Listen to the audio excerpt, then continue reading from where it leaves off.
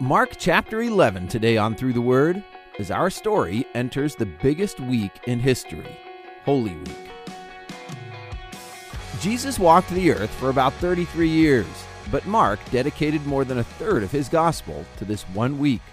There are a lot of stories to tell here, and you've probably noticed that we don't cover all of them in the audio guides.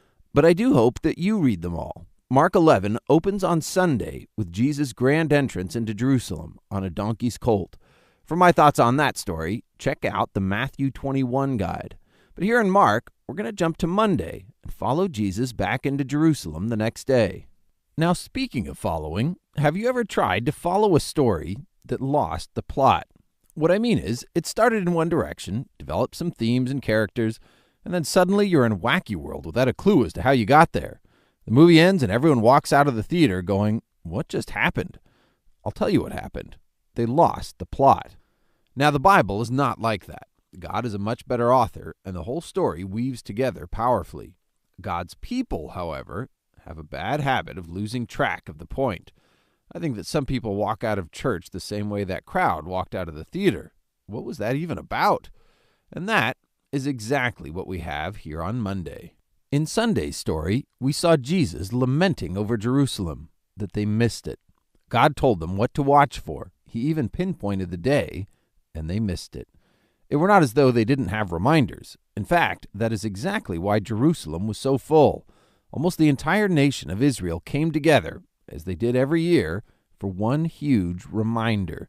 It was called Passover.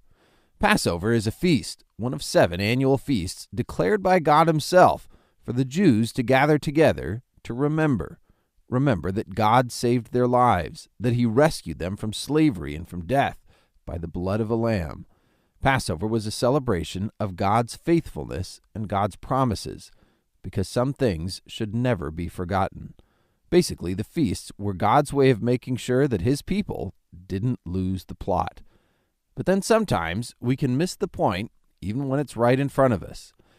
Now, Passover was Thursday. We're still on Monday, but there would be much preparation in Jerusalem, particularly at the temple. Many thousands of families from all around Israel would come to the temple to bring a lamb for sacrifice. The priests would be inspecting the sheep to make sure they were spotless, just as God had instructed. But then there were other goings-on at the temple, not as God instructed. Jesus is on his way there with his disciples, so let's catch up with them at Mark 11, verse 12. The next day, as they were leaving Bethany, Jesus was hungry. Seeing in the distance a fig tree and leaf, he went to find out if it had any fruit. When he reached it, he found nothing but leaves, because it was not the season for figs. Then he said to the tree, "May no one ever eat fruit from you again."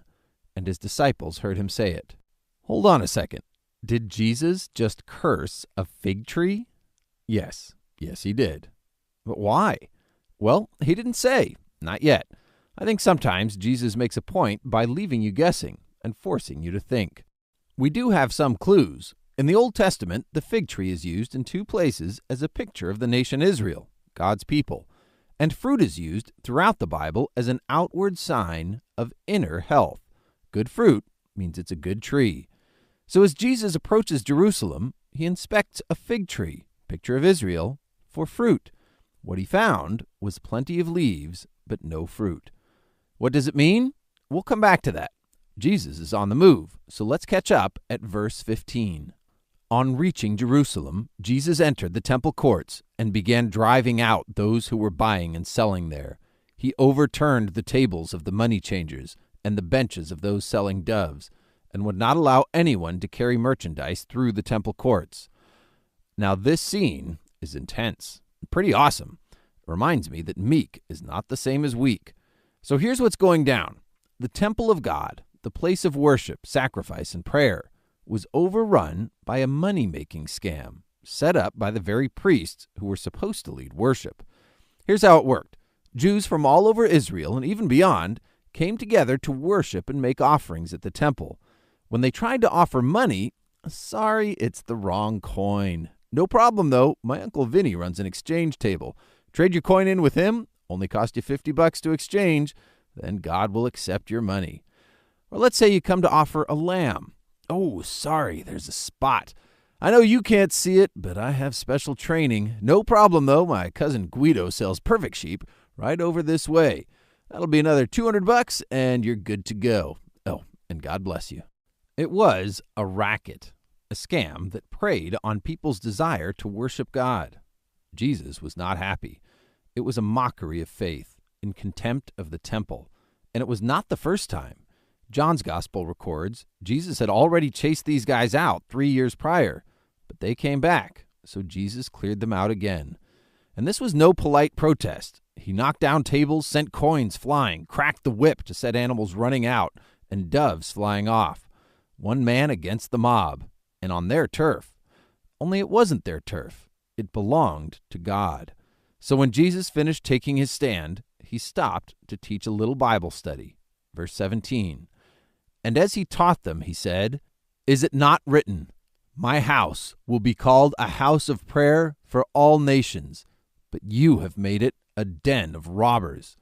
Jesus does not mince words. God's house is for prayer, and prayer for all nations. God had ordained the temple to be the place where he would dwell among his people. Prayer and fellowship were to be the hallmarks of his house. But sadly, the only hallmark here was greed. It still happens today. Now, I don't believe that a bookstore or a coffee shop inside a church is the same thing. Don't go turning over coffee tables. The real issue is greed inside the church, and it's as ugly today as it was then. Taking advantage of people's desire to worship in order to take their money is sin. Ugly, wicked, despicable sin. So, did the priests repent? Nope. In verse 18, they began looking for a way to kill him, for they feared him, because the whole crowd was amazed at his teaching.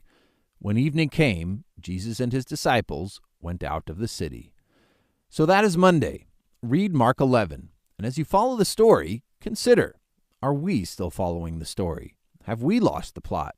The Israelites in Jerusalem were faithfully going through the motions of Passover, but somehow, some things that should not be forgotten were lost. I mean, if you looked from a distance, you would think that everything was good. Showed up to the temple for Passover? Check. Gave my offering? Check. Priests doing their thing? Check. Now that we've checked all the boxes, maybe God will finally send that Messiah to be king and fix all our problems.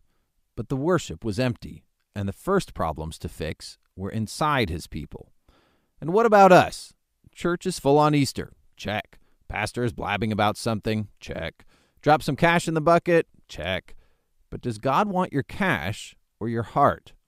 Here in the New Covenant, you and I are the house of God. We are his temple. Are you, his house, a house of prayer? Or is it all just for show? Do you remember that fig tree that Jesus cursed? Well, down in verse 20, the disciples see it again. In the morning, as they went along, they saw the fig tree withered from the roots. Peter remembered and said to Jesus, "Rabbi, look, the fig tree you cursed has withered." See, here's the thing. That fig tree pictured Israel, God's people. From a distance, all the leaves looked good. Seemed like everything's cool, doing the religious thing. But when Jesus showed up, there was no fruit. Something was wrong. And within a day, the tree withered. Notice, from the roots. That's how it happens. When you lose the plot, when you miss what matters and just walk through the motions, you can pretend for a while. But your roots, the part that nobody sees, the place where your soul gets its nutrients, your roots wither. Without roots, the tree is hopeless. As for you, read the story, follow his footsteps, and try not to lose the plot. Thanks for joining us for today's quick audio guide. And remember, faith comes by hearing, and hearing through the Word.